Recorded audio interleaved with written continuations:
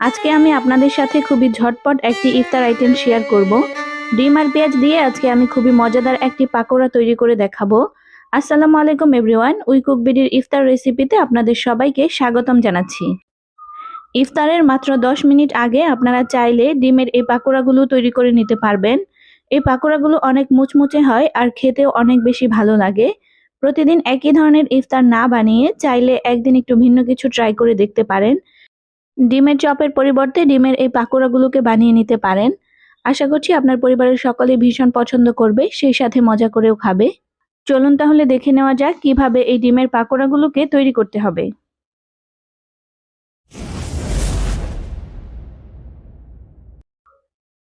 ডিমের পাকোড়া তৈরি করার জন্য আমি এখানে 3টি সিদ্ধ করা ডিম নিয়েছি। তবে আপনারা চাইলে একটা অথবা 2টা ডিম দিয়েও পাকোড়াগুলোকে তৈরি করে নিতে পারবেন। এবারে প্রত্যেকটা ডিমকে আমি 4 ভাগে ভাগ করে নিচ্ছি। একটি ডিম দিয়ে মোট 4টি পাকোড়া তৈরি করা যাবে। আপনারা চাইলে এই ডিমগুলোকে 2 ভাগেও ভাগ করে নিতে পারেন, আবার চাইলে আস্ত ডিম দিয়েও পাকোড়া তৈরি করতে পারবেন। সবগুলো ডিম কেটে নেওয়া হয়ে গেছে। এখন আমি ডিমের এই পিসগুলোকে একটি সাইডে রেখে দিচ্ছি। একটি মিক্সিং বোলে আমি নিয়ে নিয়েছি 1 কাপ পরিমাণ পেঁয়াজ কুচি। এবার এই পেঁয়াজের উপরে দিয়ে দিচ্ছি পরিমাণ মতো লবণ। লবণ দিয়ে আমি প্রথমে একটু পেঁয়াজটাকে মাখিয়ে কিছুটা নরম করে নিচ্ছি। লবণ দিয়ে এইভাবে পেঁয়াজ মাখিয়ে নরম করে নিলে পাকোড়াগুলো তৈরি করতে সুবিধা হবে। লবণ দিয়ে পেঁয়াজ মাখিয়ে নেওয়ার পর এবারে এখানে আমি বাকি উপকরণগুলোকে অ্যাড করে নিব।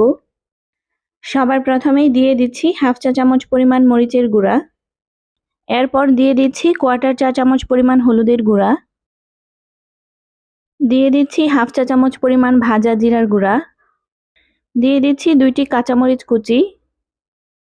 ধনিয়া পাতা কুচি দিয়ে দিচ্ছি 2 টেবিল চামচের মতো। বাইন্ডিং এর জন্য আমি এখানে দিয়ে দিচ্ছি হাফ কাপ পরিমাণ বেসন। তবে বেসনের পরিবর্তে আপনারা চাইলে আটা অথবা ময়দাও ব্যবহার করতে পারবেন। পাকোড়াগুলোকে অনেক বেশি ক্রিস্পি করার জন্য আমি এখানে দিয়ে দিচ্ছি 2 টেবিল চামচ কর্নফ্লাওয়ার।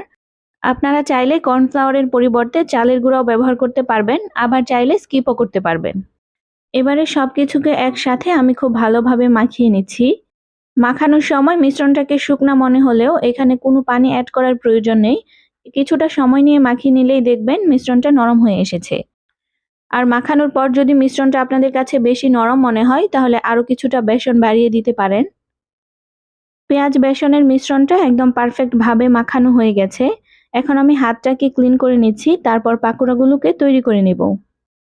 পাকোড়াগুলো তৈরি করার আগে আমি হাতে সামান্য কিছুটা তেল মাখিয়ে নিয়েছি, যাতে মিশ্রণটা আঠালো হয়ে হাতের মধ্যে লেগে না যায়। তারপর পরিমাণ মতো পেঁয়াজ বেসনের মিশ্রণ নিয়ে হাত দিয়ে এভাবে কিছুটা গোল করে তারপর চ্যাপ্টা করে ছড়িয়ে নিচ্ছি। তারপর কেটে রাখা 1 পিস ডিম মাঝখানে দিয়ে চারপাশ থেকে খুব ভালোভাবে কুট করে নিচ্ছি। পাকোড়াগুলোকে আমি লম্বা শেপে তৈরি করে নিচ্ছি, দেখতে অনেকটা ডিম চপের মতোই লাগবে। আমার একটি পাকোড়া তৈরি করে নেওয়া হয়ে গেছে।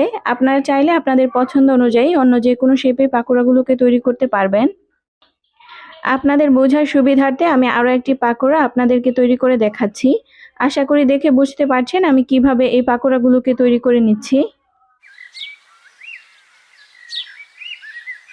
একইভাবে আমি সবগুলো পাকোড়া তৈরি করে নিয়েছি। এখন এই পাকোড়াগুলোকে আমি আপনাদের সাথে ভেজে শেয়ার করছি। পাকোড়াগুলোকে ভাজার জন্য চুলায় একটি প্যান বসিয়ে আমি পরিমাণ মতো তেল খুব ভালোভাবে গরম করে নিয়েছি। তেলটাকে একটু ভালোভাবে গরম করে নিয়ে তারপর পাকোড়াগুলোকে দিতে হবে। এখন আমি একে একে এই গরম তেলের মধ্যে পাকোড়াগুলোকে দিয়ে দিচ্ছি। চুলার আঁচ হাই এবং মিডিয়ামের মাঝামাঝি রেখে এই পাকোড়াগুলোকে ভেজে নিচ্ছি। এই পাকোড়াগুলো ভাজতে খুব বেশি একটা সময় লাগবে না। উপরের লেয়ারটা যেহেতু পেঁয়াজের আর ভেতরের ডিমটা সিদ্ধ করে দেওয়া, তাই এটা খুবই অল্প সময়েই ভাজা হয়ে যাবে। আর কিছুক্ষণ ভাজার পর যখন দেখবেন পাকোড়ার মধ্যে এরকম সুন্দর একটি গোল্ডেন কালার চলে এসেছে, তখন বুঝবেন পাকোড়াগুলো ভাজা হয়ে গেছে। আমার পাকোড়াগুলো ভাজা হয়ে গেছে, এখন আমি এগুলোকে তেল ঝরিয়ে উঠিয়ে নিচ্ছি।